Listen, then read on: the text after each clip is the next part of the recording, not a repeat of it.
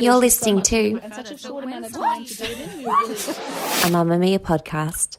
Keeping the kids entertained in the car can be tough, which is why Subaru and Mamma Mia have created this podcast to help make you the best parent ever.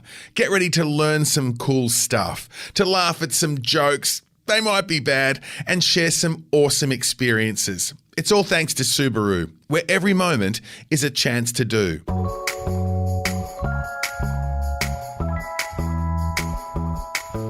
G'day and welcome. This is That's Incredible. My name's Andrew Daddo, and I have a feeling this will be my favourite episode ever. You ready? Aussie, Aussie, Aussie. Annoy, annoy, annoy. Yes. I'm absolutely with you. If I hear that chant one more time, I'm moving to New Zealand. New Zealand's all right. It's the call of the mad Australian sports fanatic. Do you reckon Australians are sports mad? I definitely think we are. Tell me another country in the world that stops completely to run a horse race.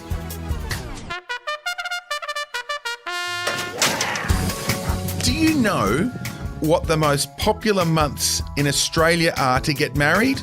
March and October. Do you know why? Because they're in between the cricket and the football seasons. We love sports and we love inventing sports. I bet you've invented a sport in your own backyard. Sheep counting is a sport in Australia. We even have tuna throwing, which I've done. Dunny racing, that's a sport. I'll tell you more about that later. If you can throw it, roll it, hide it, catch it, bounce it or punt it between four sticks, you can bet we've made a sport out of it. We're going to hear a story about someone who knows the thrill of winning a gold medal at the Olympics. Now that is achieving in sport. All the hard work, all the heartache, everything that goes along with it to reach the top. That's what we'll be talking about. It's a great story, even if your sporting dreams don't go any further than taking out first place in the egg and spoon race at the school carnival.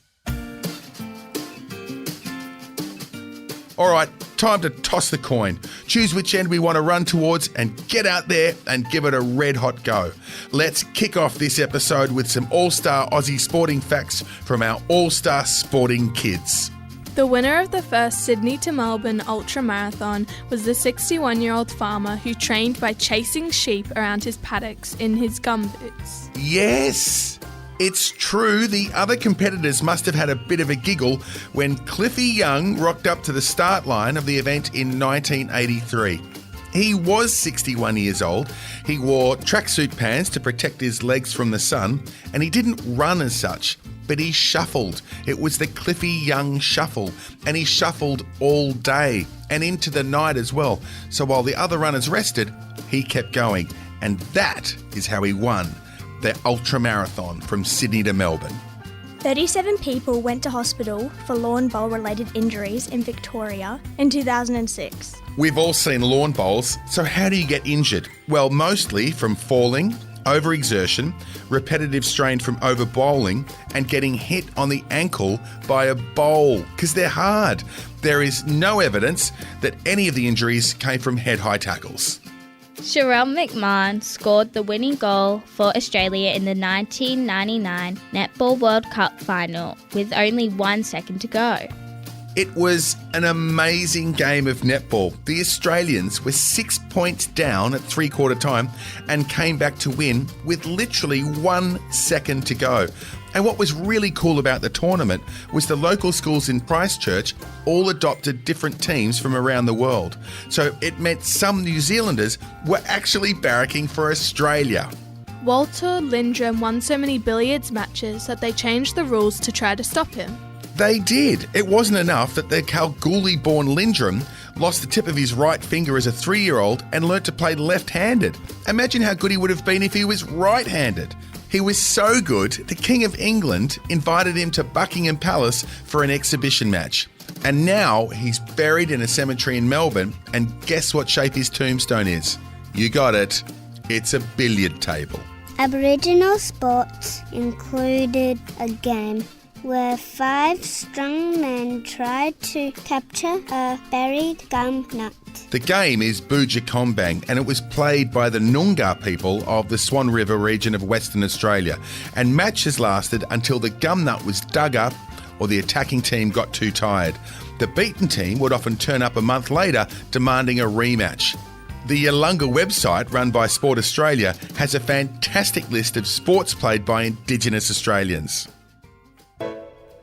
A sport that a group of mates invented in an alley near their house now has its own world championships. Wall ball, I bet you play wall ball. It was first played in a back street in the inner city suburb of Redfern. All you need to play wall ball is a wall and, you guessed it, a ball. The rules are like a combination of squash and the schoolyard favourite, handball. There are now 25 different associations in Australia and the game is played all over the world. Wheelchair racer Louise Savage was the first Paralympian to be given legend status at the Sport Australian Hall of Fame. Unable to walk due to a congenital spine condition, Louise started to learn to swim at the age of 3 to strengthen her upper body. She then switched to wheelchair sports after an operation to put 2 steel rods in her back, and that meant she could no longer swim because she was too heavy. She just sank. That's not true. I made it up. But anyway, in a famous victory, she won the Boston Marathon in a photo finish after catching her rival on the finish line after 42 kilometres of racing. Athletes from all countries of the world marched together in the Olympic Games closing ceremony because a 17-year-old Melbourne boy thought it would promote peace. The smallest things can have the biggest results. John Wing wrote a letter to the president of the organising committee of the 1956 Melbourne Olympics suggesting that all the competitors march together as a way of forgetting about war, nationality and politics. The march was added to the program one day before the closing ceremony and has been one of the highlights of the Olympics ever since. Toilet racing is a sport in Outback, Australia. Not racing to a toilet, racing on a toilet. In the Winton Dunny Derby, teams of 4 people pull a dunny on wheels that has a jockey sitting on top of it. Teams have to stop to pick up a dunny brush, some dunny roll, and then empty a bucket of water over the length of the 200-metre course. The winning team takes home the coveted toilet bowl trophy. The Socceroos' biggest fan lives in Germany. Andre Kruger was 14 years old when he read about the underdogs from Australia who were trying to qualify for the 1974 World Cup finals. At the time, soccer players in Europe were full-time professionals, but the Australians all had to work at their day jobs whilst training in the evenings. Andre was enchanted that German-born Socceroo Manfred Schaefer was a milkman and decided then and there to throw his support behind the team from down under. He even made his own Socceroo shirt to wear when he played soccer in the park with his mates. Yvonne Goolagong Cooley became the first mother in 66 years to win the singles title at Wimbledon. She won her first Wimbledon tennis final in 1971, then again in 1980, 3 years after the birth of her daughter Kelly. In between, she also won the Australian Open 4 years in a row. A Wiradjuri woman, Yvonne grew up in Western New South Wales in the town of Barellan, where she was honoured by the construction of a giant tennis racket. Thanks, kids. Those are some incredible facts. And Cliff Young, the 61-year-old who ran from Melbourne to Sydney in his gumboots, when he won, he actually gave the money away to the other competitors because he thought they needed it more than him. And as for lawn bowls being dangerous, who knew? Respect, Grandma. Respect, Grandpa. At Subaru, we've been celebrating millions of moments with over 1 million families since 1973. Because we believe that life's not about getting from A to B, it's the moments you share along the way. So join the Subaru family to make the most of your next adventure and experience the love that Subaru owners have felt for decades. Visit subaru.com.au to find out more. It's time to say hello to Kate Campbell. Kate grew up in Malawi before her family moved to Brisbane, and she took up swimming as a sport. She was chosen to represent Australia in her first Olympic Games at just 16 years of age, where she won 2 bronze medals. That was at Beijing in 2008. Since then, she's won a couple of gold medals, and she's even shared the podium with her sister Bronte. It's the first time in history 2 sisters have won medals together in the same event. So what does it feel like to win a gold medal and hear them play our national anthem? Let's find out. I have been swimming pretty much my whole life. I can never remember learning how to swim.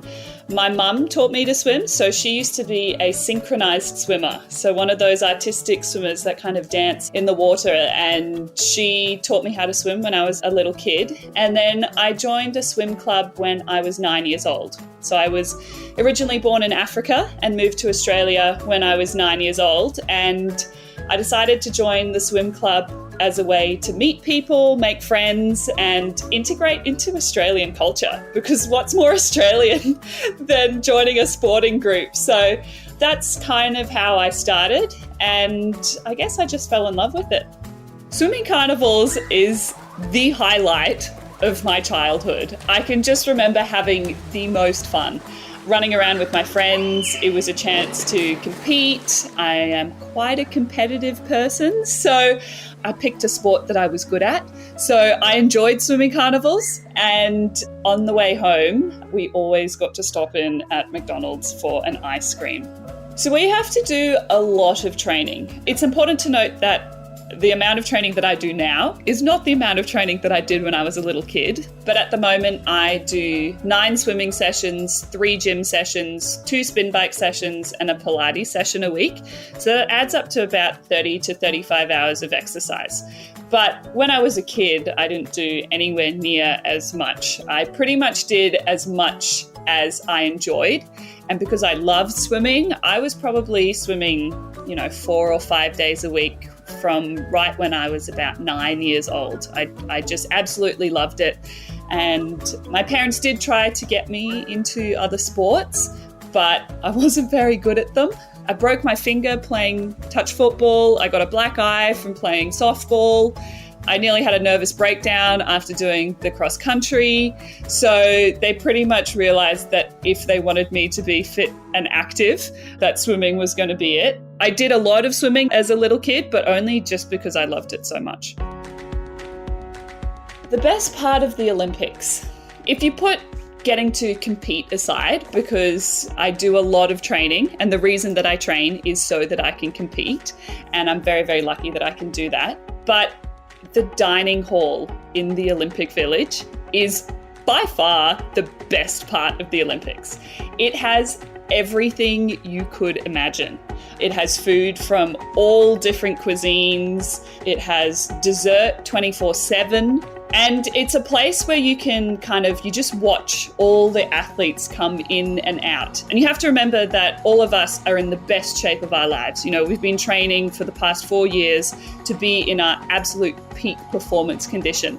But we all look so different. Swimmers, we're generally pretty tall and pretty muscular. But then you have, say, the basketballers who are over 2 meters tall. They have to duck their heads when they go in under doors. And you just see them walking through the dining hall, and they're like giants kind of lumbering through. And then you have the little gymnasts who are so short and so strong. And they're so short, some of them, that even when they're sitting down in the chair, when they stand up to put their tray away, it doesn't look like their head has raised, so it looks like they're just got like a wheelie chair and they're going through the dining hall. Or you have the marathon runners who are, whip it thin. They're so skinny. And you have people who have to eat a lot. So a weightlifter has to have a lot of weight and consume a lot of calories. So you see the amount of food that's on their plate versus, say, a boxer who has to lose weight so that they can make their weight for their fight, and they'll come and they'll sit down next to you and they've just got like a couple of leafy green salads. So it's a really, really interesting place, and I've spent so many hours there just people watching, and then probably getting up and grabbing like a little treat or two to keep the energy levels up. Winning a gold medal is a feeling that you can't really describe. In some ways, it lives up to the hype, but then it's over really quickly. So we train crazy amounts of hours to prepare for one single moment. And my race lasts, less than a minute, really. And then once it's finished and you look at the result and it's what you've been working for, there's this moment of joy and elation and relief and celebration. But then you also think, oh, is this it? Is this all I've been working for? And I think it's interesting because the athletes who have that reaction in the, oh, is this it? Like, this is wonderful and it's what I've worked towards, but I still feel like I want to keep going, are often the athletes who have longer careers, who continue to swim on even after they have achieved their goals. And everyone wants to win an Olympic gold medal, but this will be my 4th Olympics. So I've been doing it a really long time. And a lot of the people who I speak to who have been doing it for a long time, they keep wanting to get better. So even though they've achieved this lifelong dream of theirs, they think, oh, maybe I can be a little bit better. And that's kind of what keeps you going.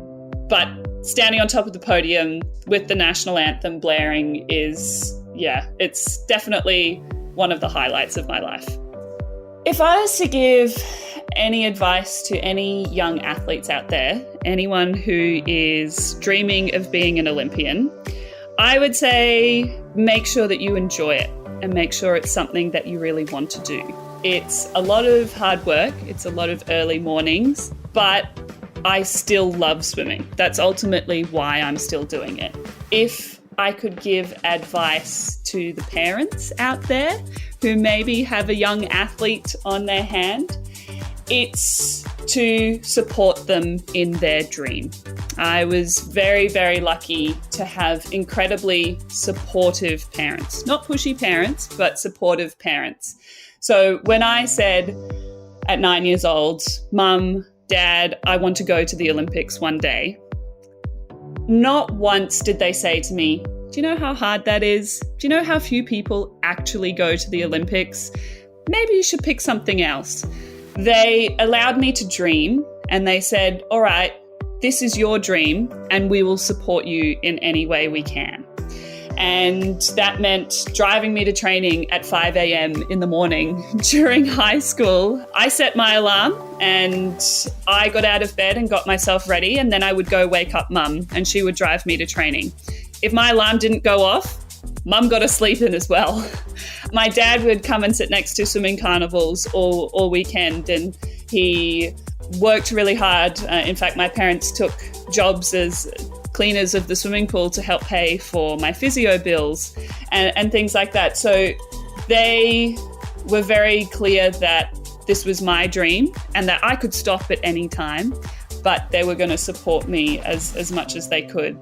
For the young aspiring athletes, make sure you enjoy it. Find a good group of people to do it with. And for the parents of young aspiring athletes, make sure it's their dream and that you're supporting them. It's not your dream that you're pushing on them.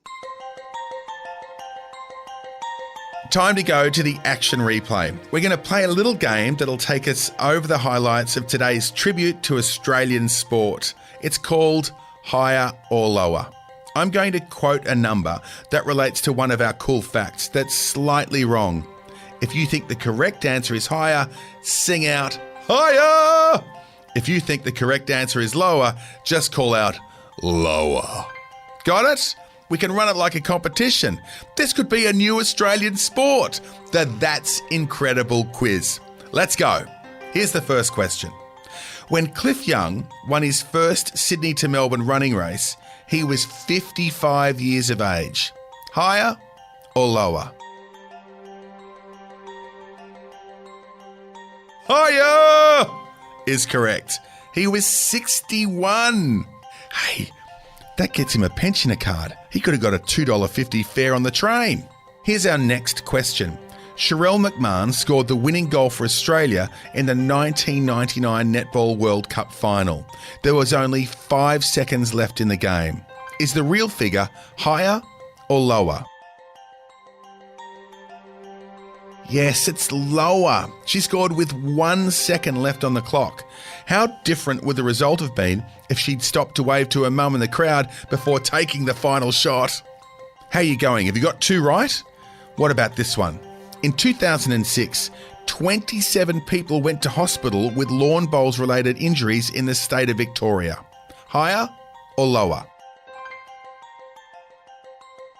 Definitely higher. It was 37 people injured while playing lawn bowls in Victoria. Big shout out to Beryl, Marley, Mavis, Tomo, Deco. The next question, we'll try and get ourselves out of the toilet with the next question. The Dunny Derby. Do I love saying Dunny? Yes, I do. The Dunny Derby in Winton is raced over a 500 metre course. Higher or lower? Yeah, lower. Imagine racing a dunny for half a kilometre. The Dunny Derby is run over a 200 metre course, and the winner of that event is number 1. Number 1 at number ones, and number 2 is second. This is a great question. When Yvonne Goolagong-Cawley won Wimbledon in 1980, she was the first mother to win the event in 36 years. Higher or lower? It's higher. It had been 66 years since her mother had won Wimbledon. That lady was Dorothy Chambers, and it was in 1914, which shows you just how hard it is to win Wimbledon while you're being pestered every few minutes by someone saying, "Mom, can you tie my shoelace? Mom, I'm hungry. Mom, win." Great quiz. Love the format, higher and lower. How did you go? Did you get a winner in the car? I hope so. You know what surprised me most from what we learnt today? It's the wall ball story. A bunch of mates with some time to spare on their hands, with nothing more than a bouncy ball and a back alley, and all of a sudden they've invented a game that's literally played around the world. That is incredible. Don't you think that's how most sports got invented? A bit of fun, a bit of ingenuity, and then some rules, and then all of a sudden, there you are. So that's our homework for today. Can you invent a sport? What will you need? Will you need a ball? Would you use a gum nut like we heard about earlier? Could I Spy be a sport? Or corners? Or stuffing marshmallows in your mouth? Or who can stay quiet the longest? Ooh. Parents are nodding at that one. Let us know what the sport is, what the rules are, and how to play, and we'll play it around here in the That's Incredible office. Hey, thanks for listening today. It's been really fun. Sport's great. You meet people, you get to play games. We'll see you next time for the rematch of That's Incredible. Keeping the kids entertained in the car can be tough, which is why Subaru and Mamma Mia have created this podcast to help make you the best parent ever. It's all thanks to Subaru, where every moment is a chance to do. Mamma Mia acknowledges the traditional owners of the land we have recorded this podcast on, the Gadigal people of the Eora Nation. We pay our respects to their elders, past and present, and extend that respect to all Aboriginal and Torres Strait Islander cultures.